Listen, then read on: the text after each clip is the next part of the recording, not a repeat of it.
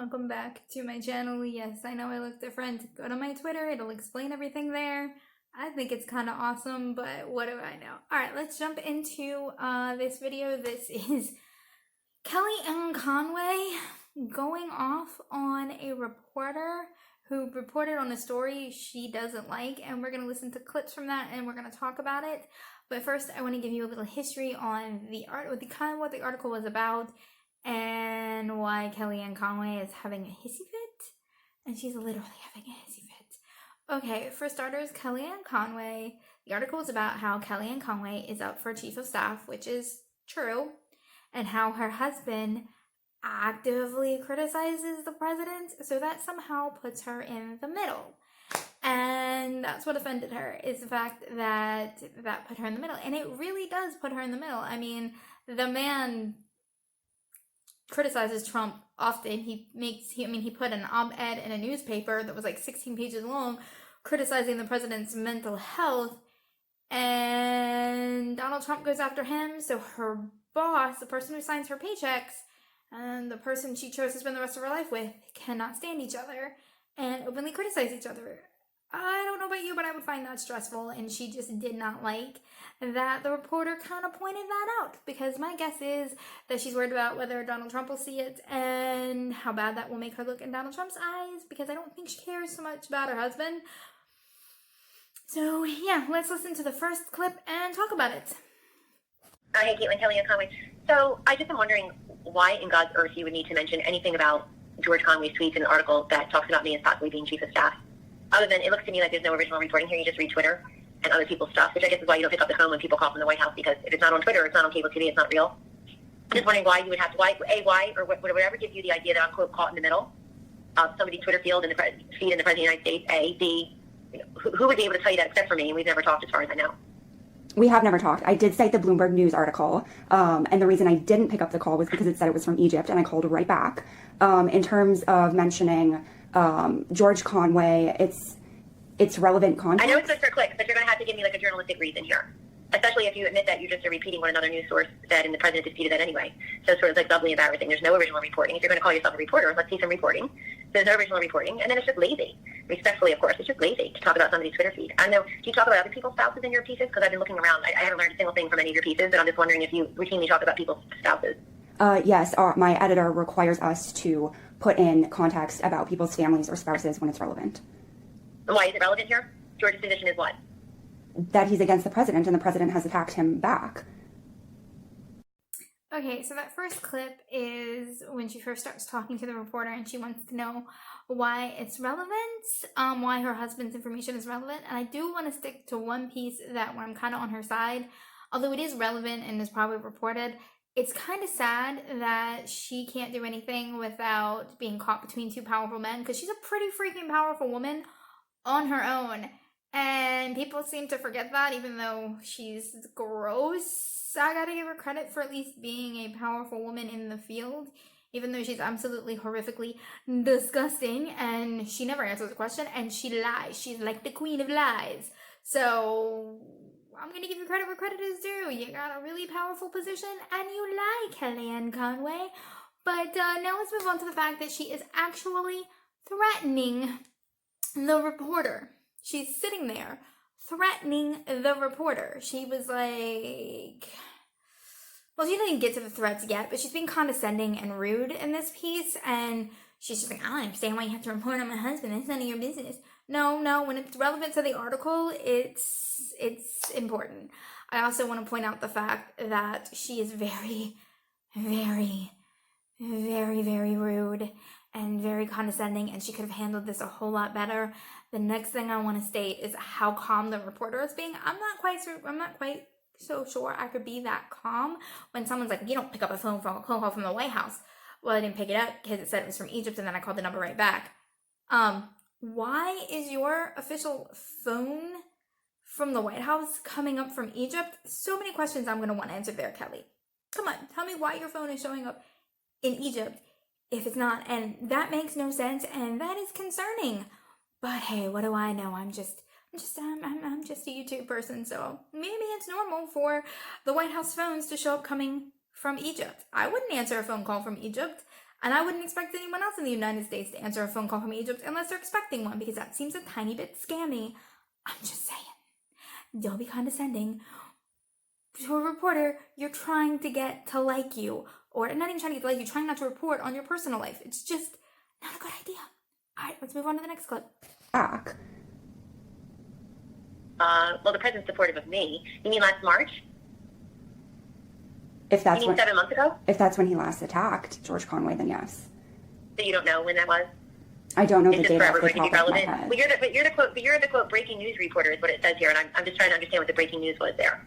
I'd be happy to have you talk. So far I don't see breaking news, and so far I don't see reporter. So I'm just trying to understand either one, let alone all three together. I would be happy to have you talk to my editor. Yeah, so right, exactly. You're really going places. Let me tell you something from a powerful woman. Don't pull the crap where you're trying to undercut a woman based on who she's married to. He gets his power through me, if you haven't noticed, not the other way around. And if these are the quote standards, unquote, at the Washington Examiner, yes, I'd be happy to talk to your editor. But I've known your editor since before you were born, so I can call your editor either way. I'm just trying to give you a chance to explain why you think what you wrote qualifies as breaking news or reporting. I don't know that I have to explain that to you. You don't have to explain that you're actually a non-reporting reporter? I'm just trying to do my job and what my editor tells me to do. Okay, then let's talk about your job. What is your job exactly? Is your job to rely upon derivative reporting without picking up the phone and trying to ask questions? So in this little bit of audio, Kellyanne Conway is like, oh, you're not a reporter, you're not a real reporter, none of this is breaking news, and the reporter very calmly is like, you can speak to my editor if you want some context. I'll happily let you speak to my editor. And she's like, I knew your editor before you were born. I'm going to get you fired because I'm a stuck-up nuzzle. This is so immature. My impression of her is so immature. This is where we're at in politics, where we are just threatening reporters and acting extremely immature. You want to know the breaking news, Kellyanne? Let me break it down for you, sweetie. This is what the breaking news is. You're up for chief of staff. Breaking news. Your husband doesn't like the president. Not necessarily breaking news, but relevant context to you being chief of staff. You say your husband gets his power from you. He's a successful lawyer in his own right. Last time I checked, I think you guys are pretty equally matched in gross. Cause y'all lived in the condo board, and y'all lived in Trump's condo. You impressed Trump, or he impressed Trump, and then you got onto Trump's radar because of your husband. Like, ain't nobody forgetting that, sweetie. Then let's jump back to the whole, I'm gonna call your manager, aka your editor. I've known your editor from before you were born. Are you really threatening a reporter from the Washington Examiner, a right-leaning, extremely nice to you publication, because you don't like one article? Are you really that insecure with yourself and your position at the White House that you have to yell at her for one article? Come on, honey. You can do better than that. We all know you can do better than that. So now we're getting into where the reporter starts to talk again, and she's so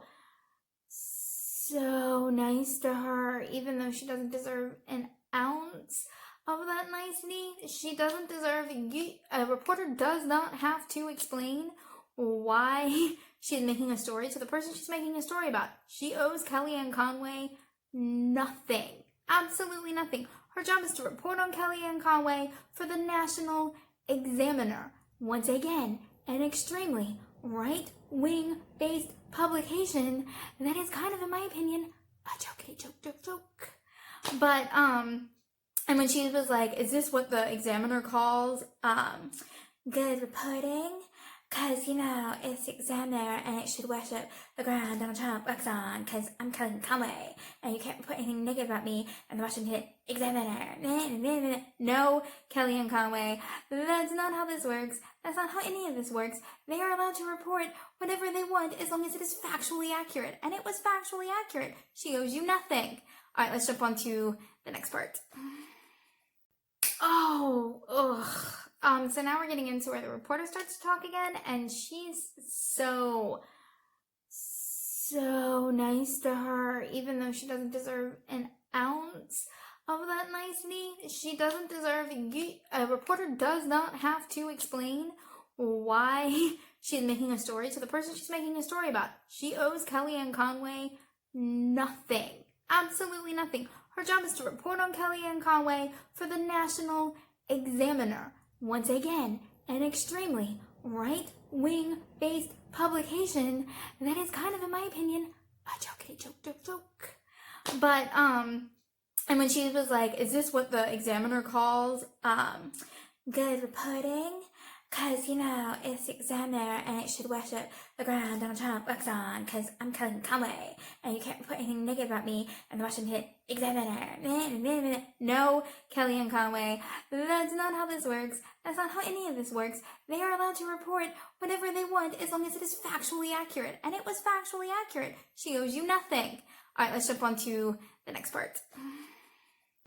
And trying to ask questions or write things that are relevant. In other words, you characterize me as being caught in the middle of something that I'm not caught in the middle of. So why would you do that? Are you an expert on my marriage? Are you an expert on my job? Are you an expert on the way this White House works? Are you an expert on Twitter? I mean, what exactly are you an expert on that would qualify you to say, to characterize the way I feel? Would you like to dispute that on the record? I would be happy to put that in my story. Nobody read your story. I'm just making the point. I'm just asking you how you do your job. You're telling me you don't have to explain yourself to me and that this is what your editor asks you to do. I'm trying to decide what that is. Did your editor ask you to characterize other people's feelings? So that's weird. Would you like to speak with my editor? Who is your editor? My editor is John Nicosia. I can also pass you on to our managing editor, Toby Harden. Oh, Toby, right. So, Toby. I'm not sorry. I was just trying to ask you what it is that you're doing as a breaking news reporter. Right? You're still not telling me what compels you to characterize my feelings in your story, having never talked to me. So you can answer that question without your editors. You don't have to rely upon the men in your life and pretend somehow by way of reporting that I rely on the men in my life, which clearly isn't the case. You know, do you think you could have written in there first woman to run a successful presidential campaign? Do you think you could have described me as somebody who wears red a lot, or is a mother of four who's been here from day one and survived all these other people? Or maybe you have an obligation to tell people, well, as far as you know, I'm not a leaker, let alone B leaker. So you want to be characterized as surviving this office, and how is she qualified to talk about your feelings? She's a reporter. She's supposed to take facts and come to a logical conclusion. And the logical conclusion is that your husband doesn't like the president doesn't like your husband, they want to kill each other, they're always talking about how much they hate each other. Your husband took out a 16-page op-ed article to freaking trash the president of the United States. The president of the United States then turns around and trashes your husband on Twitter, and you wonder why people are like, Kellyanne Conway's probably caught in the middle of this. It's a logical conclusion, just saying. Kellyanne Conway's voice is just grating. Her existence is grating. No one can stand Kellyanne Conway. Is it just me, or is she getting ruder and ruder the more the person she's talking to the reporter doesn't get upset and keeps her calm, the more hyper Kellyanne Conway seems to be getting? And yeah, we're gonna focus on why couldn't you report that I was like the first female to run a successful presidential campaign? Well, congratulations, you ran it for Donald Trump. So gross, but yay, 1 step for women, 20 steps backward for us at the same time, because you represented a sexual predator who degrades and calls us dogs all the time and judges us solely on appearance. Yeah, that's exactly who I'd want to brag about getting into office. Yay! Or someone who wears red a lot. I don't really think that's relevant. You're talking about things that are relevant. Are you wearing red a lot? Do you like red? Does it show your evil ways and all that other stuff? Like, no one cares what you wear. In fact, most of the time you look weird as anything. And I know saying that in this makeup probably not giving me all that much credibility, but no. Here's how I would describe you, Kellyanne Conway. Completely relevant and completely honest. You are a liar. You are a cheat. You are a disgusting human being who represents one of the most disgusting human beings who you lie for on a regular basis. Would you like some references to your lies? Let's go with, the Bowling Green Massacre would be a good one. I'm still waiting for where that actually was, because, facts matter most of the time, I would think. Let me think. Yeah, no, facts matter. Yeah. And then she goes talking about the reporter very calmly is like, you can talk to my editor. She keeps saying, if you have a problem with the article, go to my editor, which is the appropriate response. You have a problem with the reporter's article, you go to the editor. You talk to the editor. You don't belittle the reporter. And she doesn't even know who the editor is. And then when she finds out who, like, she gets all excited when she finds out who, like, the major editor is. Like, oh, yay, I can make this stop. Once again, the Washington Examiner is a right-leaning publication that publishes fluff pieces about you guys. Oh my freaking god, if you can't handle this, you are so insecure. You are literally the most insecure human being on the planet. Okay, let's jump into the last clip and hope that I don't rip my partially dyed hair out. Alright, guys. Making business. And I worked super hard. You could have put that in paragraph 2 also. But I'm not caught in the middle of anything, except trying to understand if somebody's title is breaking news reporter, what that means. Look, I've got to go. I've got a meeting to run to. I'm sure. Like I said, I'd be happy to pass you on to my editor if you would like to speak with him. I would be happy to tell him you have no answer when asked why you are characterizing somebody's feelings having never talked to that person. If you have some psychology degree... I don't know that is characterizing your feelings. To say you are put in the middle if your husband and your boss are attacking each other. When are they attacking each other? When does the president even mention his name? All right, like I said, I have got to go. So listen, if you're going to cover my personal life, then we're welcome to do the same around here. If it has nothing to do with my job, which it doesn't, that's obvious, then we're either going to expect you to cover everybody's personal life or we're going to start covering them over here. All right. Thanks. We are finally down to the last clip and I don't have to like rip my face off. Yay! I know this was a long video, guys. Thank you for sticking out with me. Let's talk about the last bit where she's like...